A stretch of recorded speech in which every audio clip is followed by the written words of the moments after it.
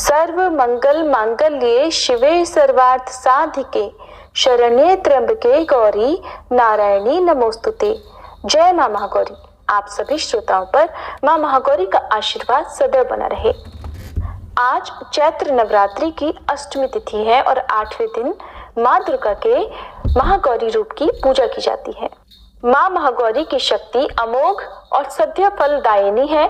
मां की उपासना से भक्तों के सभी कल्मश धुल जाते हैं, पूर्व संचित पाप भी नष्ट हो जाते हैं। भविष्य में पाप, संताप, दैन्य दुख उसके पास कभी नहीं जाते और वह भक्त सभी प्रकार से पवित्र और अक्षय पुण्यों का अधिकारी हो जाता है। मां महागौरी का वर्ण पूरी तरह गौर है।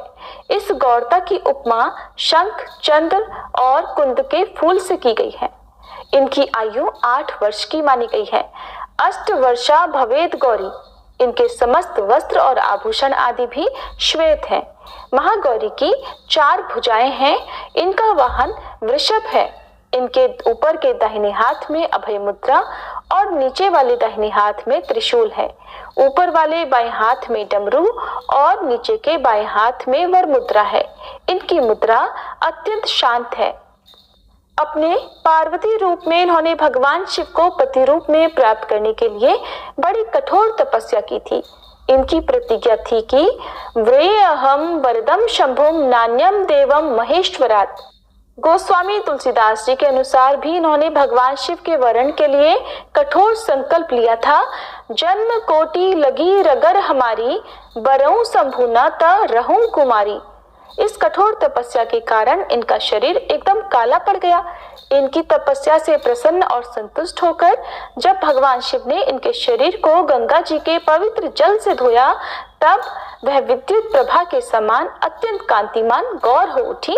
तभी से इनका नाम महागौरी पड़ गया। प्रिय श्रोताओं, मां महागौरी की पूजा विधि के बारे में जानने से पहले चलिए आपको बताते हैं इस दिन के शुभ मुहूर्तों के बारे में। क्योंकि इस दिन अष्टमी तिथि है, कन्या पूजन भी इस दिन किया जाता है, तो कन्या पूजन का शुभ मुहूर्त क्या रहेगा और कौन से विशेष उपाय आज के दिन आप कर सकते हैं। चैत्र शुक्ल पक्ष की अष्टमी तिथि प्रारंभ होगी 4 अप्रैल दिन शुक्रवार रात 8:13 से और अष्टमी तिथि समाप्त होगी 5 अप्रैल दिन शनिवार शाम 7:26 पर।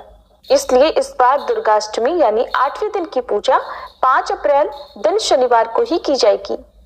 इस दिन सूर्योदय होगा सुबह 6:19 पर, सूर्यास्त होगा शाम 6:40 पर। ब्रह्म मुहूर्त सुबह 4:42 से 5:30 तक रहेगा। अमृत काल सुबह 3:06 से 4:43। अभिजीत मुहूर्त दोपहर 12:04 से 12:54 तक। राहु काल रहेगा सुबह 9 से 10:30 बजे तक। जहां तक हो सके आप कन्या पूजन राहु काल का समय प्रारंभ होने से पहले कर लीजिएगा। यदि इस समय तक ना कर पाए तो राहु काल की समाप्ति के बाद यानी सुबह 10:31 से 12 बजे के बीच में भी कर सकते हैं। और सर्वार्थ सिद्धि योग इस दिन बन रहा है। पुनर्वसु नक्षत्र इस दिन सुबह 5:32 तक रहेगा। बाद में पुष्य नक्षत्र प्रारंभ हो जाएगा, जो कि बहुत ही दुर्लभ और बहुत ही शुभ संयोग है। इसके अलावा सुबह के मुहूर्त में आप सुबह 6:19 से यानी सूर्योदय से लेकर सुबह 8:55 के बीच में भी कन्या पूजन कर सकते हैं। राहु काल के समय को अशुभ मुहूर्त माना जाता है, तो हो सके आप राहु काल के समय का त्याग कर सकते हैं। शाम की पूजा के लिए गोधूली मुहूर्त रहेगा शाम 6:40 से 7:03 तक और शाम की पूजा का मुहूर्त शाम 6:41 से 7:50 तक रहेगा। 8वें दिन मां महागौरी की पूजा विशेष विधि से की जाती है। ब्रह्म मुहूर्त के समय में आप सुबह की पूजा कर सकते हैं, क्योंकि ब्रह्म मुहूर्त में सभी शुभ शक्तियां जागृत होती हैं। इस समय में की गई पूजा पाठ जल्दी फलित होती है। पूजा करने के लिए सुबह जल्दी उठकर स्नान करें, क्योंकि मां महागौरी को सफेद और गुलाबी रंग अत्यंत प्रिय है और भोग में खीर, पूड़ी, चने और हलवे का भोग मां को अर्पित किया जाता है। तो आप सफेद या गुलाबी वस्त्र धारण करें। इसके अलावा लाल रंग आप प्रत्येक दिन की पूजा में धारण कर सकते हैं। लाल रंग के वस्त्र हमेशा पूजा में शुभ माने जाते हैं। तो आप सुबह गंगाजल छिड़ककर मंदिर को स्वयं को शुद्ध करें। घर के मुख्य द्वार पर गंगाजल छिड़कें। और अगर आपके यहाँ पर अष्टमी तिथि पर ही कन्या पूजन किया जाता हो तो आप माँ महागौरी की पूजा के साथ ही पूर्णाहुति हवन भी कर लें, क्योंकि पूर्णाहुति के बिना नवरात्रि की पूजा अधूरी रहती है। और माँ को अर्पित करने के लिए जो भी भोग नैवेद्य है, जैसे खीर, पूरी, चने, हलवा आदि आप स्नान करके साफ स्वच्छ होकर ही माँ के लिए तैयार करें। पूजन सामग्री को आप एक थाल में रखें और इस दिन आप विधि विधान से सच्ची श्रद्धा और निष्ठा के साथ माँ महागौरी का आह्वान करें।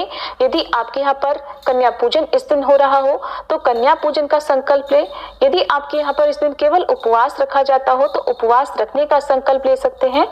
धूप दीप जलाकर माँ का तिलक करें, माँ को पुष्प अर्पित करें, सुहा की सामग्री अर्पित करें और माँ के लिए पंचामृत भी तैयार करें। फिर माँ के कुछ विशेष पूजन मंत्र हैं जिनका जाप आपको पूजा करते समय करना चाहिए। ये मंत्र हैं: ओम देवी महागौर्ये नमः। प्रार्थना मंत्र: श्वेते वृषे समारूढ़ा श्वेतांबर धरा शुचि महागौरी शुभम दद्यान महादेव प्रमोददा। स्तुति मंत्र: या देवी सर्वभूतेषु मां महागौरी रूपेण संस्थिता नमस्तस्यै नमस्तस्यै नमस्तस्यै नमो नमः। मंत्र जाप के अलावा माँ की कथा का पाठ या श्रवण करें। यदि श्री दुर्गा सप्तशती का कोई भी अध्याय रह गया हो तो आज आप पूर्ण कर लें। पूर्णाहुति हवन करें। सबसे अंत में कपूर जलाकर आरती उतारें और फिर माँ को भोग लगाएं। महागौरी की पूजा विधि विधान से करने के बाद ही आपको कन्या पूजन करना चाहिए। और कन्या पूजन के लिए 5, 7, 9 या 11 कन्याओं को सादर आमंत्रित करके, जिनके साथ एक बटुक भैरव यानी एक छोटा बालक भी हो, उनकी भी पूजा करें। सभी को साफ सुथरे आसन पर पूर्व दिशा की ओर मुंह कराकर विराजमान कराने के बाद सभी के माथे पर तिलक लगाएं।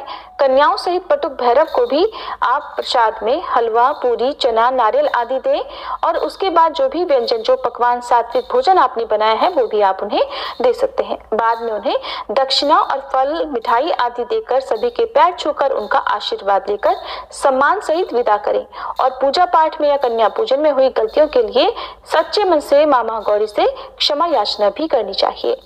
फिर शाम की पूजा भी इसी प्रकार एक बार विधि विधान से करनी चाहिए, क्योंकि नवरात्रि में सुबह और शाम दोनों ही समय की पूजा महत्वपूर्ण होती है। शाम के समय माँ महागौरी का ध्यान करके धूप दीप जलाकर कथा का यदि हो सके तो श्रवण भी करना चाहिए। फिर कपूर जलाकर माँ महागौरी की आरती उतारें और माँ को एक बार फिर से भोग लगाएं। पान, सुपारी, इलायची, चना, खीर, पूरी, हलवा या फल, मिठाई का भोग शाम के समय भी माँ महागौरी को अर्पित करें और माँ से क्षमा याचना जरूर करें। हर पूजा पाठ के अंत में क्षमा याचना करने से पूजा में हुई गलतियों का दोष नहीं लगता है। माँ महागौरी की पूजा विशेष रूप से सौभाग्य, सुख, समृद्धि और शांति प्राप्ति के लिए की जाती है। अगर कोई भक्त श्रद्धा और नियम से इस दिन कुछ विशेष उपाय करता है तो माँ शीघ्र प्रसन्न होकर सभी इच्छाएं पूर्ण करती हैं। सुहागिन महिलाएं यदि माँ महागौरी की पूजा श्रद्धा से करती हैं तो उनका सुहाग अटल रहता है। कुंवारी कन्या यदि पूजा करती हैं तो उन्हें मनोवांछित जीवन साथी की प्राप्ति होती है। कन्याएं देवी का स्वरूप मानी जाती हैं। यदि आपके घर में अष्टमी के दिन कन्या पूजन नहीं भी होता हो तो माँ महागौरी की पूजा करने के बाद कम से कम एक छोटी कन्या का पूजन इस दिन जरूर करें। ऐसा करने से देवी माँ की कृपा तो प्राप्त होती ही है, सुख सौभाग्य में भी वृद्धि होती है। यदि आपकी कोई विशेष मनोकामना है जिसकी पूर्ति के लिए ही आपने इस बार नवरात्रि के व्रत रखे हैं या पूजा की है तो आज आप माँ महागौरी का कच्चे दूध से अभिषेक करें। इसके बाद उनका गंगा जल से अभिषेक करें और फिर सफेद पुष्प अर्पित करने के बाद एक पान के पत्ते पर एक हरी इलायची और 5 मिश्री के दाने रखकर माँ को अर्पित करें और बाद में ये पान का पत्ता मिश्री और इलायची सहित किसी गाय को खिला दें तो आपकी मनोकामना शीघ्र पूर्ण होगी। अगर दाम्पत्य जीवन बहुत दुखी चल रहा हो, विवाह में बाधा आ रही हो जिस कारण से विवाह नहीं हो पा रहा हो तो अष्टमी तिथि के दिन माँ महागौरी को सुहाग की सामग्री जैसे सिंदूर, चूड़ी, बिंदी, काजल अर्पित करें। इसके बाद किसी सुहागिन महिला को माँ के चरणों में अर्पित की गई ये सुहाग की सामग्री भेंट कर दें। ऐसा करने से भी आपके विवाह संबंधी या दाम्पत्य जीवन से जुड़ी समस्याएं काफी हद तक दूर होंगी। कथा के अनुसार माँ पार्वती ने भगवान शिव को पति रूप में प्राप्त करने के लिए कठिन तपस्या की थी। उन्होंने कई वर्षों तक हिमालय पर्वत पर रहकर कठिन तप किया। प्रारंभ में उन्होंने केवल फल फूल खाए, फिर धीरे धीरे सूखे पत्तों पर निर्वाह किया, जिस कारण उनका एक नाम अपर्णा भी पड़ गया और फिर अंत में जल और वायु का सेवन भी त्याग दिया। उनकी तपस्या इतनी कठोर थी कि उनका शरीर काला और क्षीण हो गया। उनके कठोर तप से प्रसन्न होकर आखिरकार भगवान शिव प्रकट हुए और उन्हें आशीर्वाद दिया। भगवान शिव ने उनकी तपस्या को स्वीकार कर उन्हें अपनी अर्धांगिनी बनाया। भगवान शिव ने अपनी शक्ति से मां पार्वती के शरीर को गंगा जल से धोया, जिससे उनका रंग अत्यंत गोरा और दिव्य हो गया। तभी से वे महागौरी के नाम से विख्यात हुई। मां महागौरी की पूजा से सभी पाप नष्ट हो जाते हैं। जिन कन्याओं के विवाह में बाधा है, अगर वे महागौरी की पूजा करें तो शीघ्र विवाह के योग बनते हैं। उनकी उपासना से स्वास्थ्य लाभ होता है और रोग भी दूर होते हैं।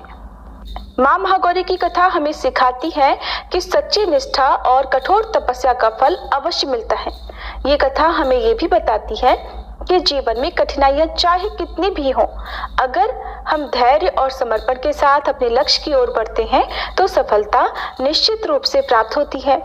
ये थी मां महागौरी की कथा। अब हम सब मिलकर मां महागौरी की आरती गाएं।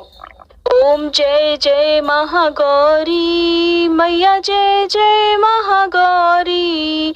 निश दिन ध्यावत तुमको हरि ब्रह्मा शिव जी। जय जय महागौरी। डमरू त्रिशूल धारणी पापों का नाश करे।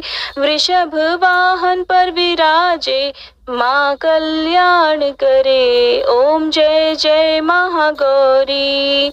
श्वेत वस्त्र माता का छवि है मन भावन। सच्चे मन से पुकारो मैया देगी दर्शन। ओम जय जय महागौरी। गौर वर्ण मैया का साधक रहे प्रसन्न। श्रद्धा पुष्प चढ़ाओ पावन कर दो मन। ओम जय जय महागौरी।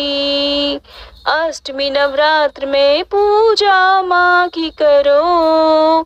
माँ विपदा है मिटाती, माँ का ध्यान धरो। ओम जय जय महागौरी। अवतार लियो दक्ष के घर में लीला निराली की। शिव बैरागी खोए मोहिनी थी डाली। ओम जय जय महागौरी। शरणागत की रक्षक माता भवानी तुम। सुन लो माता अर्जी, आए द्वार तुम्हारे हम। ओम जय जय महागौरी। मंदिर में माँ तेरे सदा ही सुख बरसे। अन्न धन सब माँ पावे, अपूर्ण नर न रहे। ओम जय जय महागौरी। माँ महागौरी की आरती जो जन नित गावे। भव सिंधु से तरे वो दुख सब मिट जावे। ओम जय जय महागौरी। ओम जय जय महागौरी मैया, जय जय महागौरी। निश दिन ध्यावत तुमको हरि ब्रह्मा शिव जी। ओम जय जय महागौरी मैया, जय जय महागौरी। प्रेम से बोलिए माँ महागौरी की जय।